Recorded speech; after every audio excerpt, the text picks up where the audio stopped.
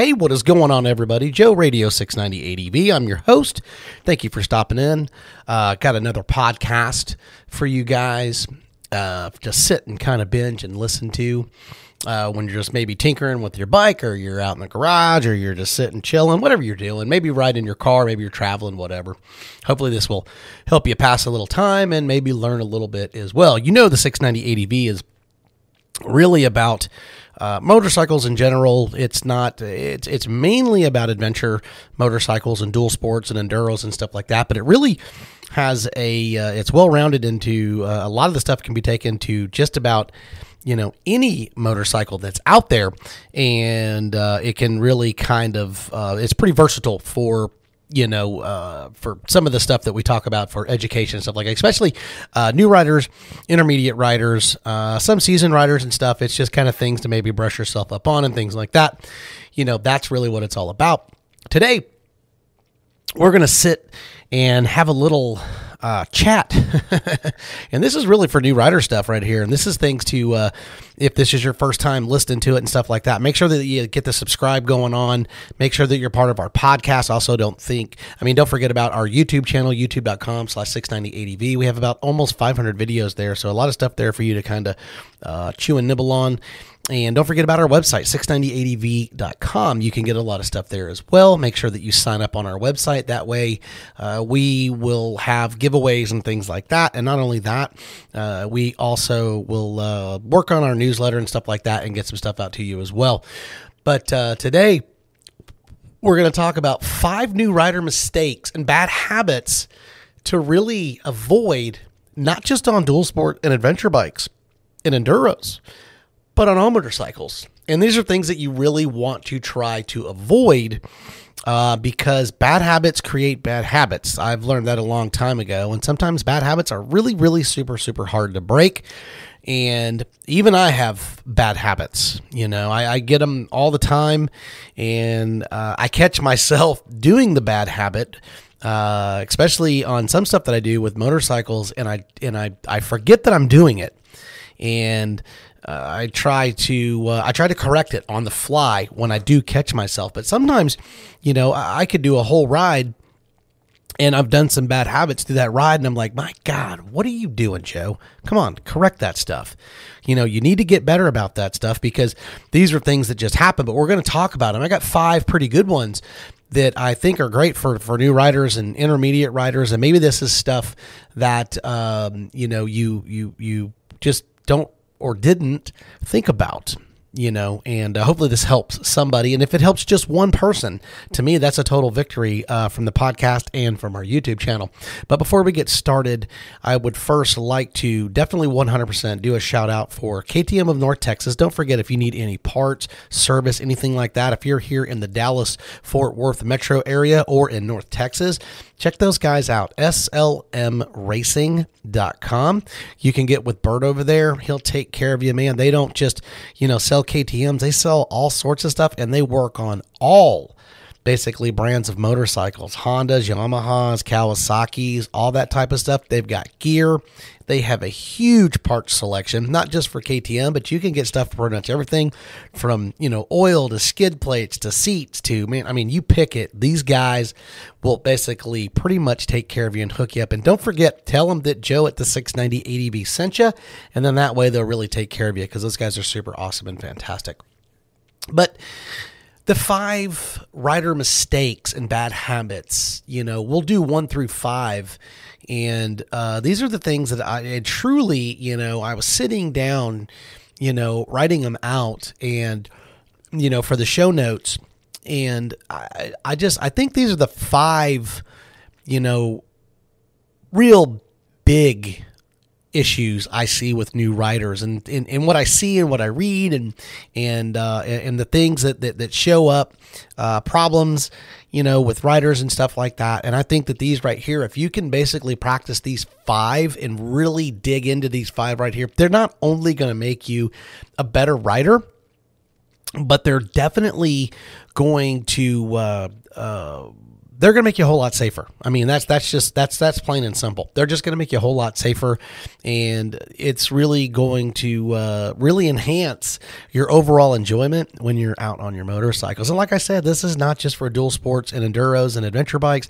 This is really kind of any type of motorcycle that's out there. It doesn't matter if it's a street bike or a cruiser, whatever, even a dirt bike. I'm just saying these are the things that you really want to keep in mind. Number one for me, the first thing that you see with new riders and stuff like that, the first thing that they want to do is kind of get a little bit of information. It's like, hey, I've decided, man, you know what, I want to start riding a motorcycle. I see the stuff out there, and man, those guys sure are having a good time. And I've never seen a motorcycle rider without a smile on his face, and it looks like it's just amazing. And I've never really ridden a motorcycle. Maybe I rode a little bitty small dirt bike when I was a kid. But you know what? I'm 30 or I'm 25 or I'm 40 or I'm 50 or heck, maybe I'm even 65 years old. And you know what? I want to get a bike and I want to ride and I want to get out and I want to go do all these really cool things that I see that these guys are doing. Well, the first thing you have to do is most states require you to take the motorcycle safety course. And to take that course, you have to have it in order to get your endorsement, in order to get your license. And basically, they'll sit there and, a lot of these new riders and stuff that are out there, or intermediate riders that have been riding, say, dirt bikes for a really long time, but they don't really have a street license that's out there. And there's a lot of guys that even don't even have license to this day, and which really, in all honesty, you really should go get your license. It just, it's a good thing. I don't care how long you've been riding. If you don't have a license and you've been riding for a long time, then go get your license. It'll be a piece of cake for you. Biff, bam, boom, and you're done, and you're totally legal, and everything's good. But my biggest thing is that I've noticed, and I see it a lot, and I don't like to sit there and point fingers, and I don't want to sit there and make it out like, I'm Mr. Know-It-All, because I'm not Mr. Know-It-All, but I do know a lot of things, and I have been riding for a really long time, and I know a lot of stuff, and I got a lot of buddies that know a lot of stuff.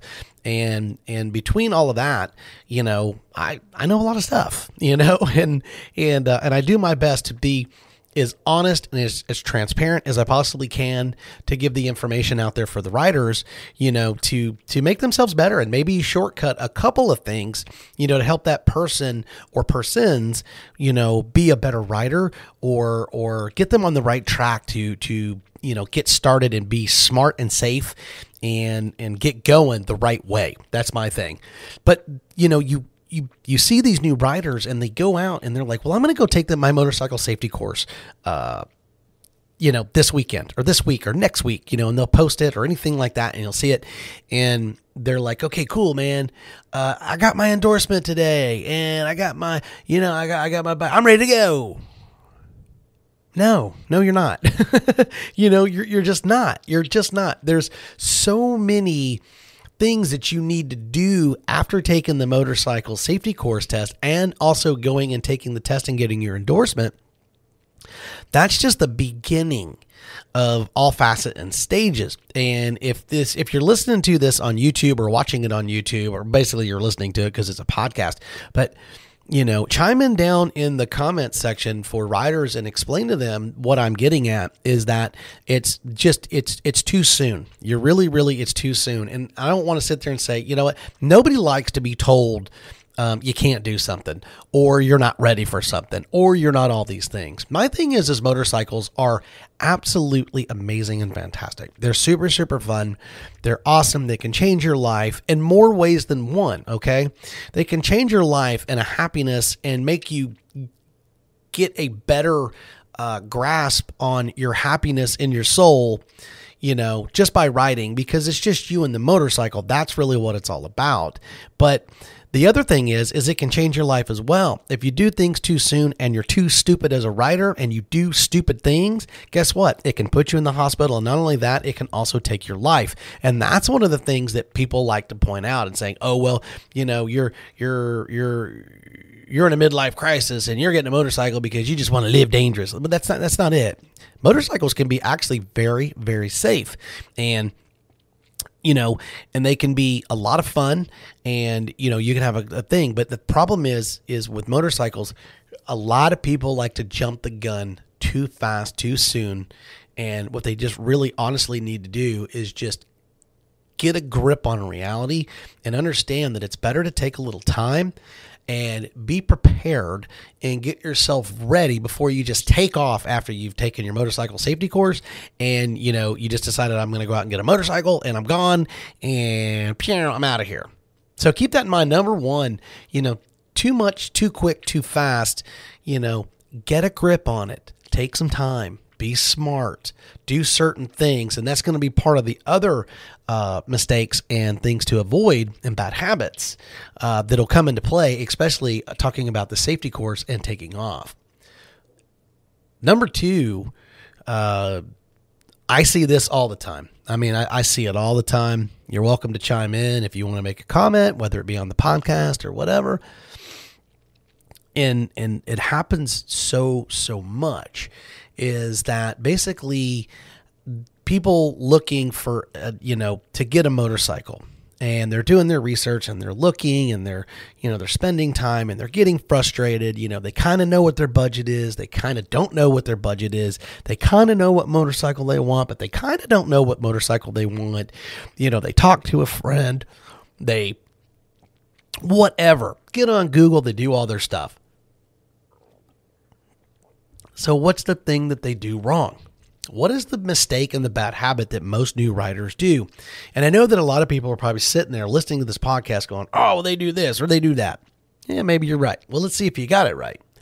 To me, buying too much motorcycle for their very first bike, okay? Or buying too little of a motorcycle. I would rather a new rider, whether it be my son or my wife, having a little less of a bike than too much of a bike. And what I mean by that is that too much bike could basically be the difference of fulfilling a lifelong dream and happiness in riding motorcycles and getting out and doing the things that you think you want to do, or turning it into an absolute frustrating nightmare and hating it, and you never really truly getting to grasp the awesomeness of it before you ever even got started. And what I mean is you get some riders that are out there that, they whether it's a street bike or a race bike or a cruiser or whatever, they're like, well, I don't want to get a 250cc bike. No, I don't want to get a 400cc bike.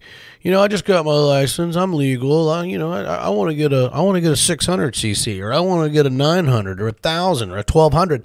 And, keep in mind, this is not me poking at you or a person, but in all honesty, do you know anything about the differences in the CCs and what they do and how they handle and the speed and the torque and all those things? You really honestly need to be smart about it. And if you can, this is the best advice I can give to anybody. See if you can ride somebody else's bike. Now, I know motorcycle riders are finicky. They can be buttholes. They can be a real big pain in the butt. You're not riding my bike, bro. You're not touching it. You drop it, you bite it, blah, blah, blah. You know what I'm saying? And at the end of the day, there's a lot of cool riders out there, too. I let a lot of people ride my bikes, and I just tell them, say, look, man, here's the deal. Have you ever ridden before? Because if you really talk to a lot of people, they'll always tell you, yeah, man, I've ridden. I ride. And at the end of the day, I've had more people lay my bikes down, no damage or anything like that. But you get a sense to understand that if they did ride, it's not a whole lot. So if you can get a chance to ride somebody else's bike, to get a feel for it, to just kind of, get just a taste of it. Because sometimes it's like the difference between a KTM 690 that I have, the Enduro R, and going and riding a KLR 650. Man, they're apples and oranges. They're really not even close. The KLR 650, you can do 20% throttle, let out the clutch, and it'll just take off and it'll just do like a nice moderate, speed. You do 20% throttle and let the clutch out quickly on a KTM 690 Enduro R, and brother, you are gone. And I mean not gone, I mean you are gone. That thing will shake boogie. It is super fast. It's a high performance bike. And the thing is guess what? One's 690cc, the other one's 650cc. So you're like, oh, well, they're going to be real close. They're not. They're not. So what I'm getting at is at number 2, buying too much motorcycle is basically get something that will fit you and something you can grow into and grow out of. Okay. You don't want to buy the first and end all be all bike for your very first bike. What you want to do is you just want to be real smart about it. Find a good budget range. I definitely suggest, unless you just got buku bucks or it's not going to affect you one way or another, I say get a used bike, because that way, when you have the used bike, motorcycles don't lose a lot in value, especially if you take care of them. And not only that, most of the used bikes are perfect, because that way, if you do lay it down or if you do something to the motorcycle, it doesn't have that sting. It doesn't have that effect on you like, oh man, I just crashed my bike. I just bent the handlebar. I just broke the crash guard. I just broke, the front brake. I just busted the shift lever. All these little things. I broke the plastics. If it's a used bike, the sting is not nearly as bad. So, and the thing is what I mean by growing into your bike and then growing out of your bike means start with something that's not too crazy powerful. Do your research. If you need help, 690adv@gmail.com. I'll do my best to put you on the right bike. I really, really will. And, and I'll explain to you the differences between the bikes that maybe you're thinking about that will hopefully, put you on the right path to understanding what the difference is and how that bike is going to handle versus the other motorcycle. Because a lot of times guys will sit there and email me with 2 or 3 motorcycles, and I don't tell you what bike to buy. I just want to explain to you what the bikes are and what the bikes are capable of and how they will be, so that way you can make up your own decision. I don't want you to go buy a motorcycle and say, well, Joe put me on the wrong damn bike. That's not what I want. What I want you to do is for you to make your own decision based off of information that you were given and legit and transparent information. That's what it's really all about. So basically, too much bike, just be real careful about it. Find something that you can be very comfortable with, that doesn't scare you, that's not too heavy or not too crazy, that you can actually ride, maybe keep it for a year or 2. They keep their value for the most part. Maybe sell it, get most, if not all, your money back when you sell it. Then go get the bike that you really had your heart set on, that was either new or anything like that. And then that way you're not spending a boatload of dough. You get a really cool bike and you get to have a great time, and it gives you the learning experience of getting out there on a bike that's really geared for you. There's nothing wrong getting a less powered bike versus a high performance bike.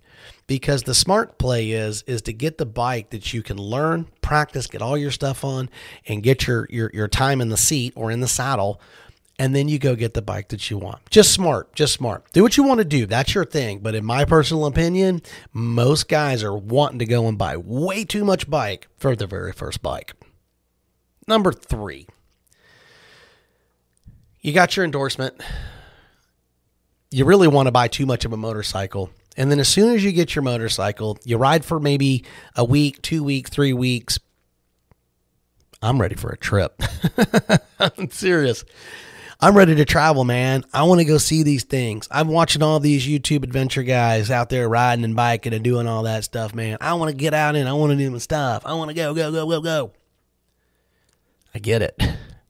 It is so addictive to want to go do that stuff. But I'll be honest with you. To get out and to travel, you really need to do a lot of things before you can actually start packing on gear and stuff like that and getting out and adventure traveling. It's just smart. It really is. It's totally smart. If you want to do it, you can do it. But at the end of the day, you're setting yourself up for potential problems and setting yourself up for basically potentially just ruining the whole experience of what it is because you went way too fast, way too soon, and your mind just can't cope with what is happening so fast because you can get freaked out. You can highway travel, crosswinds, washboards if you're doing off-road, semis, cars. I mean, God, the list goes on and on and on. And it can get a little freaky. It can get kind of cumbersome. It can literally kind of put you in a mode to where you're just we call it basically, white knuckle or death gripping your bike. You increase your fatigue time very, very fast. And not only that, and it's mentally, we call it the mojo. And what happens is you lose your mojo and you're just always you're kind of anxious and out of it. And you're not getting to experience it for what it is because honestly, for, most of the time when you're adventure riding, it should literally be 70-30. It should be about 70% total relaxation, awesome sightseeing, seeing all that stuff. And the other 30% is you got to be on your game. I mean, you just got to be on your game. That's just the way it is.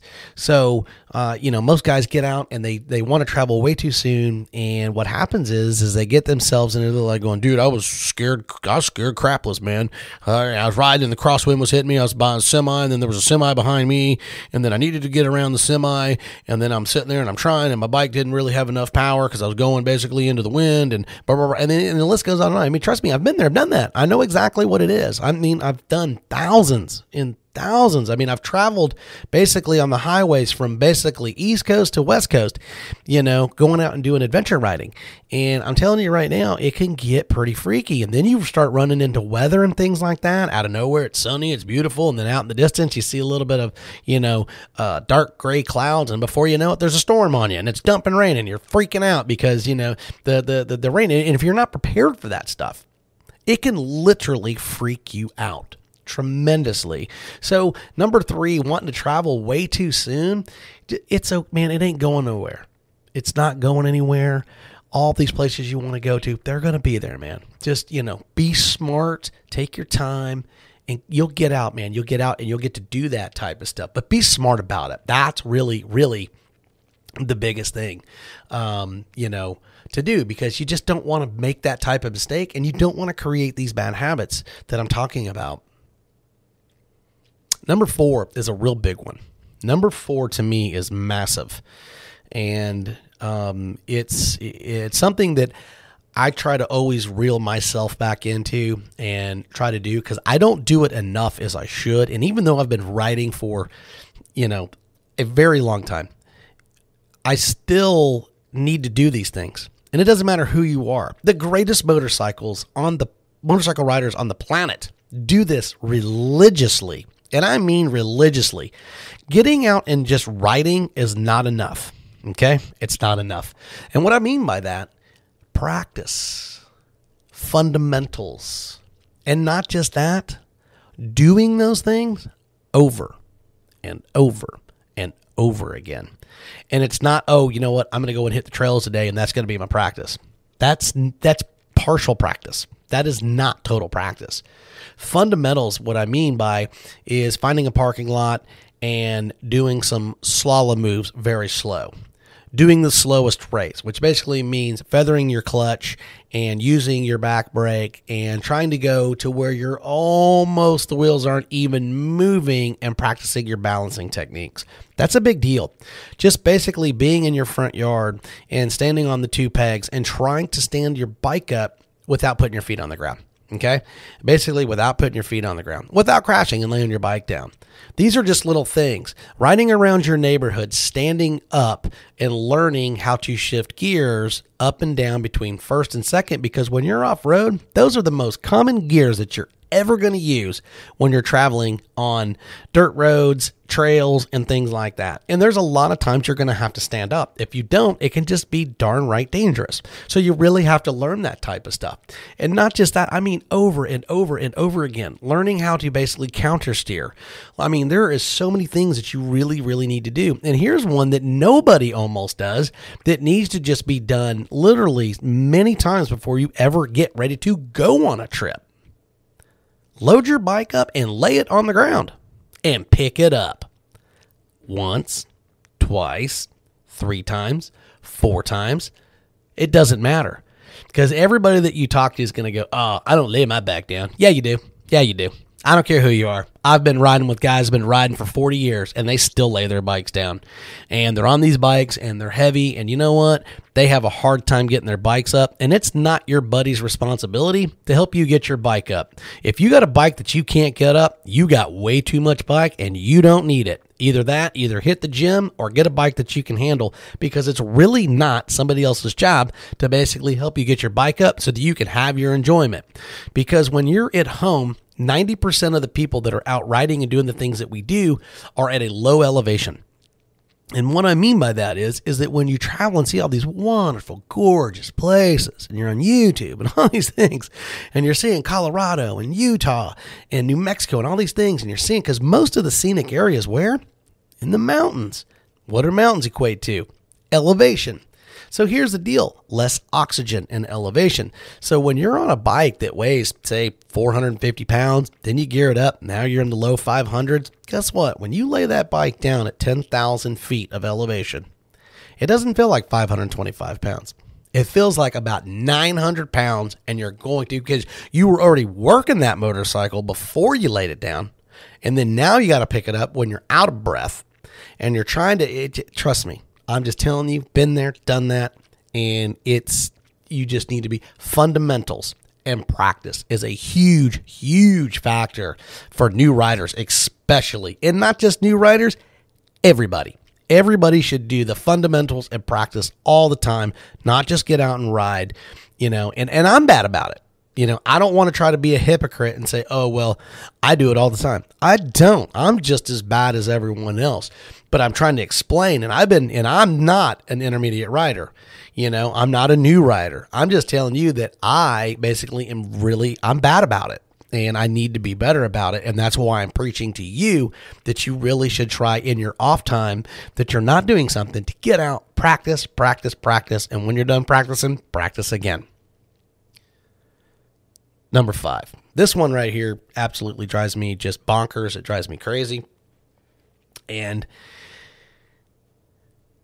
I'm not going to say it's a total bad thing. What I am going to say is that take it with a grain of salt. All right? Take it with a grain of salt. And I've said it once. I've said it a billion times. If you go watch my YouTube channel, you listen to everything, I tell everybody that one certain thing is king. K-I-N-G. Research. Credible research. All right. And that basically means that you have to dig in. Nobody can go and, shortcut everything for you. I'm sorry. This is number 5. Using social media as a guide for all the answers to shortcut your way to a better and safer rider. Nope. Stop. Just quit. Just stop. Make sure that the information you're getting from where you're at, whether you're at a group or if you are, I don't care what you're doing on Facebook. Just making a post on your deal, and you have 500 friends. That's the biggest joke in the world. You don't even know 15 of those people. Know those people. These people, you have to be very careful, Here's my deal. Whatever information I give you, please, even take my stuff with a grain of salt if you want to. But go look it up. I'm not giving you BS information. That's not how I roll. And I have lots and lots of people that back up my stuff, because I don't. I don't want you to get hurt. I don't want you to not enjoy your motorcycle. I don't want you to lose something that can be precious and life-changing and literally make you one of the happiest people on the planet. But using social media as a guide or a stepping stone to get your information and to get you going, here's the deal. There is good information on social media. But my problem with social media is everybody's an expert. Be your own expert. That's really the key. Be your own expert. Take the information that the person's giving you on social media. Go fact check that person. If you don't know them, go fact check them, man. You got Google at your fingertips. I mean, everybody's got a cell phone mounted to their ear now. Everybody has a smartphone. Use the tools that are provided for you to go get the actual information that people are giving to you. And then once you realize that that person is giving you correct and credible information, put that guy in your list of go-tos. And do that for every guy that you're trying to get the information from. Because some guys they're just spitting stuff out. They're just spitting it out. And, shame on you if you don't go and do your own research a little bit. Use Google. Google can be your friend, and you can find lots and lots of great, places to go to get credible and amazing information. And that's what you should do. In all honesty, you really, really should. And even fact check me. I mean, please fact check me. I get some guys that just say I'm crazy and whatever. And the thing is most people, even on my YouTube channel, when they write, they're snotty and, just mean comments. They don't listen to the video. They don't listen to what I'm saying. They automatically look at the title and then they listen to just a little bit of it. And then they automatically have made up their mind and I'm wrong and I'm whatever. But if you truly actually listen to what I'm saying, it's not wrong. It's not wrong. It's not, and this isn't information that I didn't make it up. I got this from credible sources and the information that I got, and then I put it out there, and these guys are just know-it-alls on YouTube and Facebook, and they just tell me I'm wrong. And what they don't do is when I give them the website to go to get the actual information that I got it from the credible source of what it is, you never hear from them again, ever. They never, ever do a follow-up. They just run their mouth, put it on there as a negative, and then they go about it. So my thing is using social media as a guide is just it's a good place to go to get started. It's a good place to go to get some information. But please, the information you're wanting to get, find some people that are actually answering your questions and then fact check those guys. And please, then you can put them into your list of qualified or guys to just go to. Because if you're not, shame on you, because sometimes these guys are just, they want to be these, everybody's, Cooper Webb and Toby Price and, all these great and amazing, riders that are out there, and they probably never ridden a motorcycle in their life. They're just getting on Google, finding the fastest thing that they can get to make something to try to make their stamp, on Facebook, because everybody wants to be part of something. And the problem is there's just so many people that it's sad. They are what they are, and it's sad. They're just not willing to put the time in to be a interesting and a fun person to be. So they have to fake their way through everything and lie and use certain things to get their stuff across. So keep that in mind. These are 5 mistakes and bad habits that you really, truly want to try to avoid as best as you can. So, hopefully this helps everybody. But if it just helps one person, that makes my day, and that's what makes this all worthwhile. Don't forget, you can hit me up at 690adv@gmail.com. Don't forget our website, 690adv.com, youtube.com/690adv. You can find us on Instagram, the 690adv. You can find us on all the podcasting platforms. You can, we're pretty much everywhere. So we do appreciate you. Thank you so much for stopping in. Don't forget about KTM North Texas, man. Hit Bird up over there at slmracing.com. Those guys are fantastic, and we just appreciate it. And I hope that everybody that's listening on the podcast subscribes and gets to be part of our stuff that's out there. And we really do appreciate you, because without you, none of this really exists. And hopefully this will put you on the right path to make less mistakes and make a whole lot less bad habits. And guess what? I need to take my own advice. So anyway, you guys have a fantastic day. Thanks so much. And get out, be safe. And don't forget, hit me up on an email sometime, because I'm always checking. We appreciate you. 690 out.